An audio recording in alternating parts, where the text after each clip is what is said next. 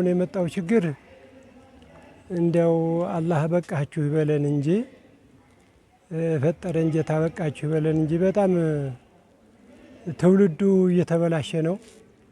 ትውልዱ እየተበሳቆለ ነው። ሽማግሌዎች አባቶቻችን እና እኛም ሽማግሌዎች ወደ ሽምግልና የመጣን ሰዎች ትንሽ መጦጧሪያና የመፈናፈኛ እንትን እየጠፋ ነውና ይሄ ምንድነው? አገርን ሰላም ለማድረግ መንግስት ያው እጁን ዘርግቶ 2 ዓመት 3 ዓመት እየጠየቀ ነው፣ እየለመነ ነው። እነዚህ ደግሞ የወጡ ሰዎች መጀመሪያ ተቆረቆርን ብለው ቢወጡም አገርን እናስተካክላለን ብለው ቢወጡም አሁን እያየ ነው ያለን ወደ ሀብት ዘረፋ ወደ ግል ዘረፋ ይሄዱ ስለሆነ እኒህ ሰዎችን ፈጣሪ በበጎ አመላክቷቸው ወደ ህዝብ ቢቀላቀሉልን ነገሩ ተመልሶ ወደ ነበረበት ቢመለስ። ሌሎች ክልሎች እኮ እያደጉ ነው ያሉት። ይሄ አማራ ክልል ኢትዮጵያ የዓለም አቀፍ በአማራ ክልል ሁሉንም መስራች የሆነች አገር እየወደቀች እየደከመች ነው ያለች። አሁን ዛሬ እየተበሳቆለች ነው ያለች። ይሄ ምንድነው?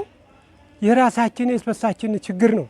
ይህን የስበሳችንን ችግር መንግስት አሁን እጁን ዘርግቶ ተመለሱና እንነጋገር አገራችንን አልማ እያለ እኒህ ሰዎች ቢሰሙና ቢያውቁና ለልጆቻቸው ሲሉ ለሚስቶቻቸው ሲሉ ቢመለሱልን ወደ ስራ ቢመጡልን አገር ሰላም ቢያድር ይቺ የተጀማመረች ፋብሪካና የተጀማመረ እንደው አይተነው በወሬ ደረጃ እንጂ ብልጭ ብሎብን ያላወቀ ዛሬ ማዳበሪያን የመሰለ ነገር ነዳጅን የመሰለ ነገር ብዙ ነገሮች ተጀምረዋል።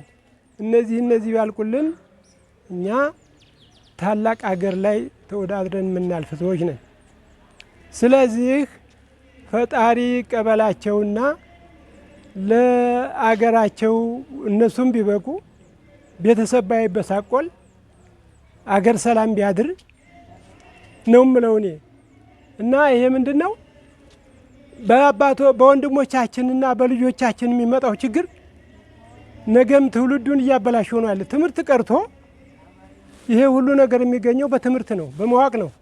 መዋቅ ተቀረ፣ ትምህርት ተቀረ፣ ነገ ደግሞ መራብ አለ። አንድ ነገር መስራት አንችልም።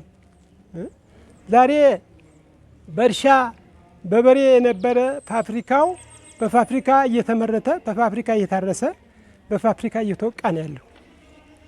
ይሄ ቢቀጥል አገራችን ለምታ ደምቃ እንደ ሌሎች ሀገር ትሆናለች ብዬ እገምታለሁ። እና እኔ የምለው አሁንም እኒህ ሰዎች ይስሙና ይምጡና ለልማት እንብቃ፣ ለስራ እንብቃ፣ ለአንድነት እንብቃ።